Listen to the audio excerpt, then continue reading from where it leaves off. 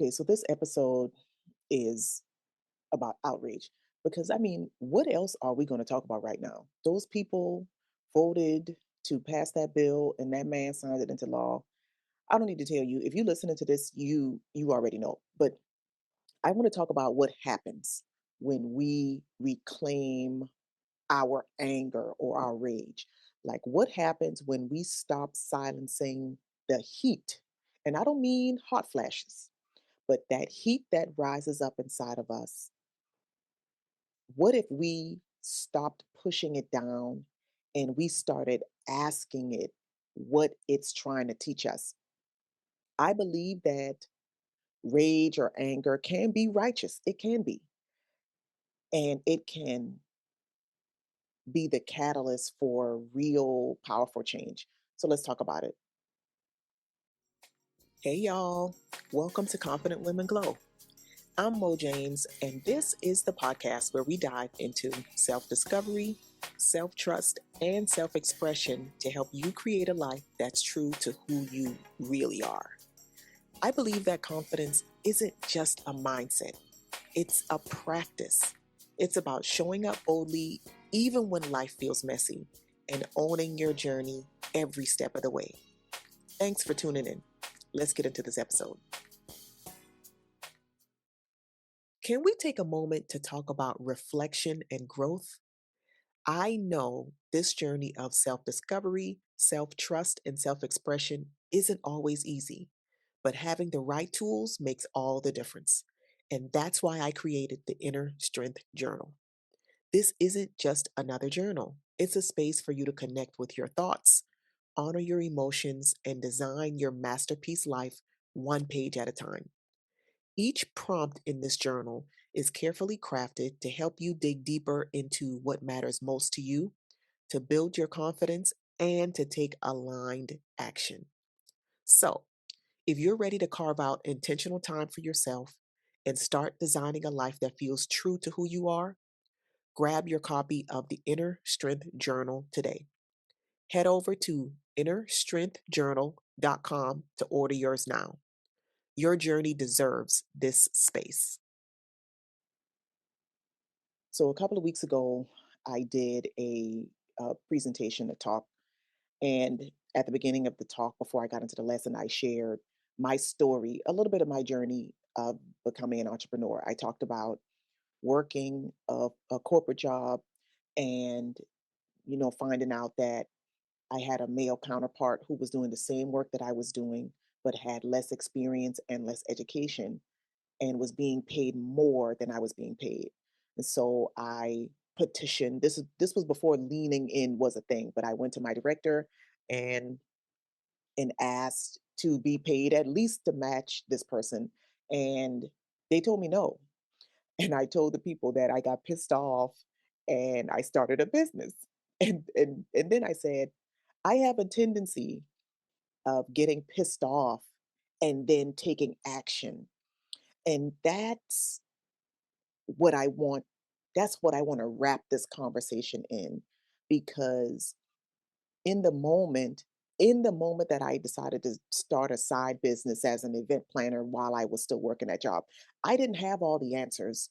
I didn't know what was going to happen. I I didn't know. It was a lot of I don't knows. But what I had was anger, and I allowed that anger to lead me into something different. I allowed my anger to be my compass. It showed me what I wasn't willing to accept anymore, and then it dared me to take action. There's a scripture in the Bible, in the book of Proverbs, that says something like, it's better to dwell in the wilderness than to live with a contentious woman. And every time I have heard this scripture taught or talked about, it's always from the perspective of the woman being the villain, right? Like, oh no, it's better for you to live on the moon than to live with a woman who's angry. But for the purposes of this conversation, ask yourself why. Why is the preferred option to live in the wilderness than to live in a house with a woman who is angry? Because that woman's anger is powerful because that woman's anger can create new paradigms. It can shift everything. And that's what I want us to get right now. I feel like the world has invested a lot of resources and generations of indoctrination to train women to be everything except angry.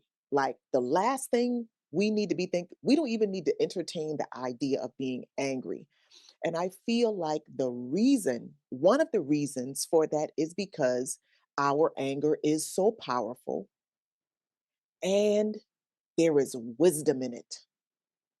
And because we have been conditioned to suppress the anger, we don't get to the wisdom. We have been told, conditioned, we see the consequences apply to women when they express their anger. They are told, oh, you being too much, you being too this, you being too that. Your anger is bad, your anger is inappropriate, your anger is wrong. What if we looked at our anger and our rage and our outrage as something that's sacred, as something that is a signal for clarity? When you get angry, when you how do you express outrage? What do you do? For me, I say it, I speak it. I am pissed off. And sometimes I'm laughing because sometimes I have to say it multiple times. I need to give it voice. I need to acknowledge that it is present and that I feel it. And then I usually get quiet because then I need to listen.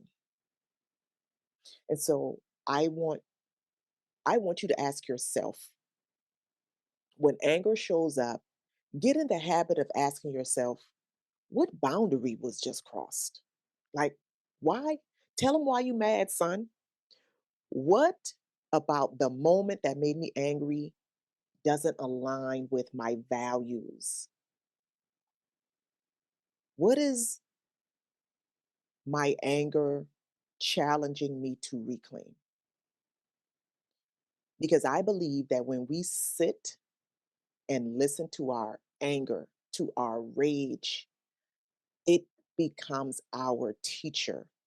I want you to know that if you are feeling rage right now, if you are outraged by what is happening right now, you are not an irrational person. You are an aware person. You are paying attention. And you also know some history and you are capable of thinking critically. And when you're anchored in self trust, when you are on the journey of self discovery and you know how to hold space for your rage without letting it consume you, you learn to listen to it, you learn to trust it, you learn to mine it for wisdom and insight so you can be inspired to take action in an intentional way. If you have ever been called too much, like if somebody has ever told you, well, why are you so mad? What are you mad for? You too emotional. I want you to know that that's projection. That's that's those people expressing their discomfort with your emotional state. And by trying to convince you to behave otherwise, trying to convince you to display an emotion that is more appropriate in their eyes, they are attempting to control you because they're afraid, because they're uncomfortable. I'm here to tell you to be mad. If you are not outraged right now, are you paying attention? That's a question. You are allowed to be angry. You are allowed to grieve what is being lost and what has already been lost. And I believe you are allowed to rage against what is unjust. I was flipping through Brene Brown's book, Atlas of the Heart. The chapter is places we go when we feel wronged, and anger is one of those emotions. And in the book, there is a illustration of all of the other emotions or feelings. Y'all hear me flipping through the book right now as I flip to the page. Behind anger might be, and there's this wheel of other emotions, and one of the emotions is outrage at injustice. When injustice is happening, we're supposed to be mad.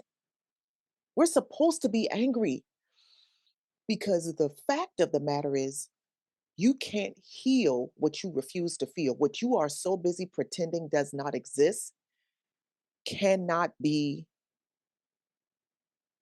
fixed, healed,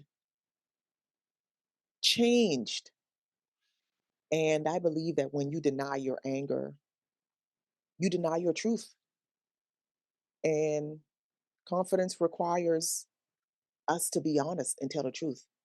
So the next time something ignites that fire in you, when you feel that heat rising, when your stomach starts hurting, or however anger shows up in your body, I want to challenge you not to run from it. Don't numb it. Don't try to distract yourself from it.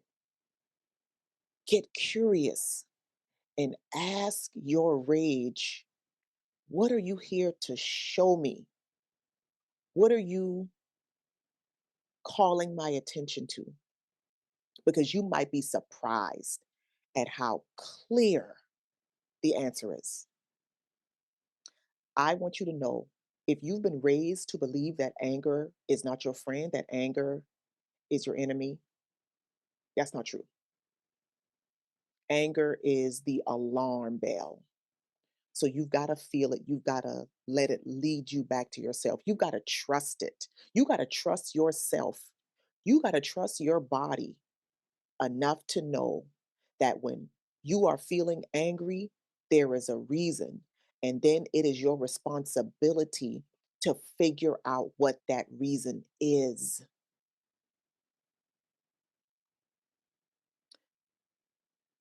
If this episode made you feel some type of way, like the young people say, if you are uncomfortable right now, maybe that is this indication that there is something for you to be angry about, and you just haven't given yourself the space, the permission, the freedom to explore it. I hope you will give yourself 10 minutes to check in with you and name it, write it down, speak it aloud, listen for the insight and for the wisdom.